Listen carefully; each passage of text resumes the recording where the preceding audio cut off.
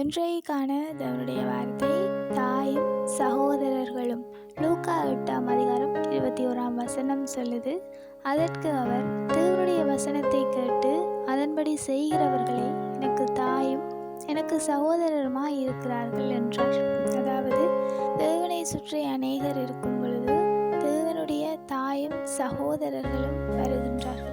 அந்த நேரத்தில் தேவனிடத்தில் அதோ உங்களுடைய தாயும் சகோதரர்களும் வருகிறார்கள் என்று சொல்லும் பொழுது இயேசு கிறிஸ்து அந்த இடத்துல சொல்லுகிறதான பதிலாக இது அமைகின்றது. அதாவது யாரெல்லாம் தேவனுடைய வார்த்தையை கேட்டு அதன்படி செய்கிறார்களோ அவர்கள்தான் எனக்கு தாயும் சகோதரருமாக இருக்கிறார்கள்.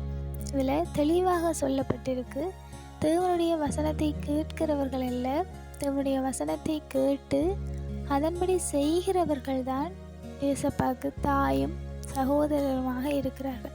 எங்களுடைய வாழ்க்கையில் நாங்கள் தேவனுக்கு தாயும் சகோதரர்களுமாக இருக்க வேண்டுமாக இருந்தால் அவருடைய வசனத்தை கேட்டு அதற்கு எங்களை அர்ப்பணித்து அதற்கு எங்களை ஒப்பு கொடுத்து நாங்கள் அதன்படி நடக்கிறவர்களாகவும் இருக்க வேண்டும். எங்களுடைய வாழ்க்கையில் எத்தனை உறவுகள் இருந்தாலும் கூட தாயும் சகோதரர்களும் என்றது முக்கியமான ஒரு உறவாக இருக்கிறது.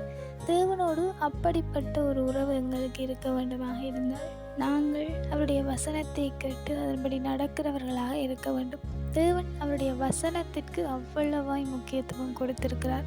அந்த வசனத்தை கேட்டு அதன்படி நடக்கிறவர்களுக்கு அவ்வளவு பெரிய கனத்தையும் தேவன் வைத்திருக்கிறார். ஆகையால் அவருடைய வசனத்தை கேட்கிறது மாத்திரமல்லாமல் அதை கேட்டு அதன்படி செய்கிறவர்களாகவும் இருக்க வேண்டும். Have a nice day.